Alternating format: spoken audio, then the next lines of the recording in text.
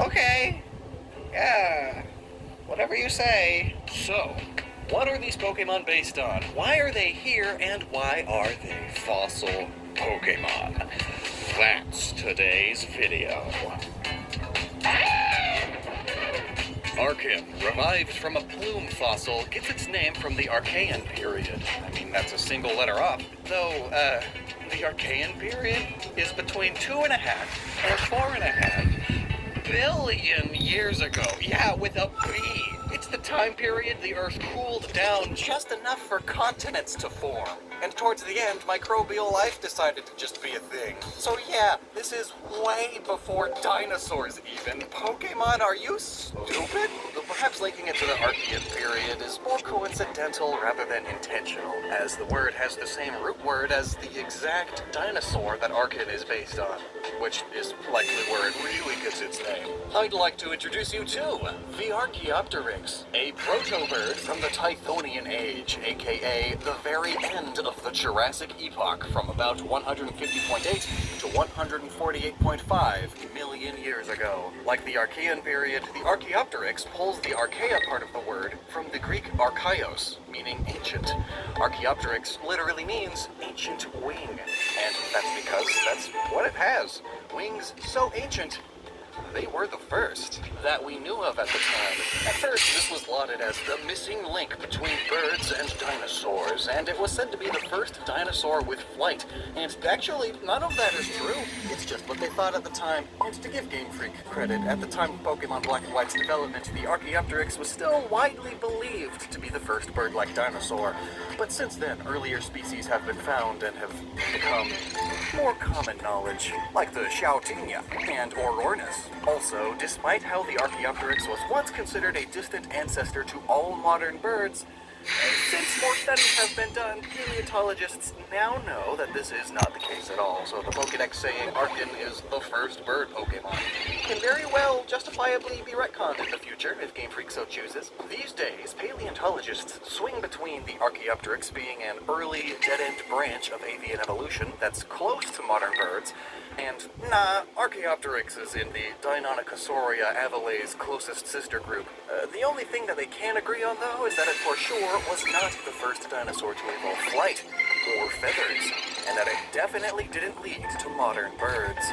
So much for Archean's cool points. But it's not all bad. They're still cool. In fact, if you look closely at Archaeopsis' leggies, we see that they've got them apple-bottom jeans and boots with the fur. I mean, they have very distinct feathers sticking out of the backs of their legs, almost like a second pair of wings, and strangely enough, that was a thing in avian history. This dinosaur, Anchiornis huxleyi, a Paravian dinosaur that lived 160 million years ago, which, funnily, is also older than our beloved Archaeopteryx. The Bavarian there means it's part of the group of dinosaurs that includes the smaller feathered dinosaurs like Deinonychus, Archaeopteryx, Troodons, and the Aviolon, aka modern birds. And the coolest part, Anchiornis' back legs were in fact a second pair of wings. You see four-winged alien birds in movies all the time, but like it was a real thing. They just died because it's not as good as only two. And the fact that studying flying Paravians like Anchiornis and Archaeopteryx is so fundamentally important to our understanding of the evolution of birds as a whole, it makes sense that these are fossil Pokemon specifically, rather than just Pokemon based on extinct things, and that's really cool. And also super cool fun fact, Archeops is the only Pokemon to have its base stat total be the exact same as its national dex number. And that's an important point, because it's a really cool little Easter egg. You see, the Dewey Decimal number 567.9 is the code number for feathered dinosaurs, and if you don't know, the Dewey Decimal System is how libraries across the world organize their knowledge, organize their books. So, in any library across the world you go to section 567.9, you'll find books on feathered dinosaurs. Oh, Archean, your feathers are so soft. They feel almost like my pillow at home, the Helix Dream Pillow from today's sponsor, Helix Sleep. It's so lovely and squishy soft. Oh, I just want to mash it. Listen, do you have bones? Then you probably want a mattress that doesn't hurt those bones, no matter how much roughhousing or sleeping slightly crooked you do on it. That's why I love my Helix mattress. It's 4 years old, holding up great, and still comfy as a bean. I don't know what that means, but it's just what popped into my head, just like this flashback you're going into now.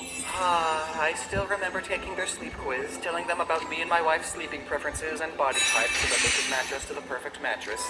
We wound up getting the Midnight Lux for that medium feel and side sleeper support. And it's got a built-in cooling cover, which effectively pulls heat away from your body for the most comfortable sleep ever. Seriously, my wife was a volcano. She ended the Ice Age. She killed the dinosaurs. But sleep has never been better for us now. And the whole process was worry-free too, because not only does Helix deliver for free, but it also comes rolled up in a box and it's super easy to set up yourself. And even then, Helix has a 100-night sleep trial, so you can get more than 3 months to make sure that you love it. And if you don't, they'll pick it up for you and give you a full refund. I bet the dinosaurs wished they could have done that with their delivery. Instead, they all got put to bed. So hey, if you're looking for a new bed, check out Helix. You can click the link below or go to helixsleep.com/Logston and get up to $200 off of your Helix mattress. Oh, look, Arkin likes the mattress. Sorry though, bud. You gotta look at your muzzle. Now, Arkin's muzzle area and the fact that it's obviously different from the rest of the head and body in both color and composition seems to be a reference to how modern paleo artists usually portray dromaeosaurs as having almost a beak, but not quite, which is different from the rest of the face, or having a face that is different from the neck down, which is accurate to our current understanding of what they most likely look like based on cat scans and skin and feather impressions and such. Also, Arkin's muzzle looks cracked and reminds me of how cracked and piecemeal fossils often are, especially the skulls themselves. Now then, Archaeops are described as intelligent and will cooperate to catch prey, which, while popularized by Jurassic Park as a thing raptor dinosaurs did, it is most likely false, according to more recent studies. But since that study hasn't been officially published until the beginning of this pandemic? Let's give Game Freak a pass there.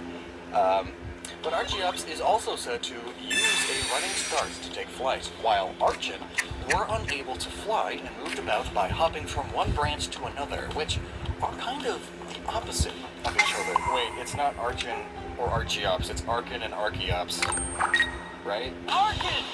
Stop! Anime! But if you think about it from a theories about avian evolution angle, it makes perfect sense.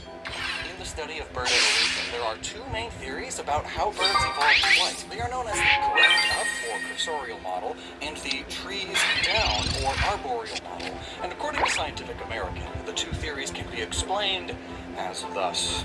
Traditionally, scholars have advanced 2 theories for how bird flight evolved. Dubbed the arboreal model, holds that it developed in a tree-dwelling ancestor that was built for gliding and started flapping to extend its airtime. The other, known as the cursorial theory, posits that flight arose in small, bipedal terrestrial theropod dinosaurs that sped along the ground with arms outstretched and leaped into the air while pursuing prey or evading predators. Feathers on their forelimbs enhanced lift, thereby allowing the creatures to take wing. Each possibility seems to describe something similar to Archon and Archaeops respectively, which is really cool, but which of these 2 theories is the correct one? Well, every few years a new study comes out that proves that one is correct, but then another paleontologist comes out with another study shortly afterwards saying just how wrong that last guy was, and so on and so forth. The paleontology field has some serious drama issues. So let's get away from that. Now on to non-dinosaur inspirations. And yes, there are some. Potentially. Theoretically. Meet Khufu, 4th dynasty pharaoh in ancient Egypt. The pharaoh who most likely had the Great Pyramid of Giza built. You know, the tallest man-made structure until basically modern times. Anyway, Cheops, spelled Cheops but pronounced Cheops, is how the ancient Greeks referred to Khufu. However, one of his names being Cheops isn't the only reason it's an inspiration for Archaeops. A lot of depictions of Khufu's name in ancient Egypt use both birds and snakes in the hieroglyphics, including in his cartoon, which was basically an oval with the most important way to represent the pharaoh's name inside of it. And Archaeops' design is very obviously a bird with some snake-like qualities, namely its head and neck, which really isn't a snake just a head and a neck, so it's like a whole snake, but then coming out of a chicken? Either way, it looks like a red Ekans on a fat bird. Also, in ancient Egypt, birds and snakes, especially when referenced together, were very important and denoted pharaonic ability and or right to rule. Throughout the thousands of years of ancient Egyptian civilization, pharaohs and queens would wear headdresses or crowns that represented Wadjet, the cobra goddess, who was the matron and protector of Lower Egypt, which was actually Northern Egypt because ancient Egypt didn't have the same ideas of North and South as modern societies do. As well as Neshbet, the vulture goddess that was the matron and protector of Upper Egypt. Southern Egypt to us modern people. Sometimes they were depicted separately, but they were usually together to represent that the pharaoh ruled over both Upper and Lower Egypt. Even in dynastic periods.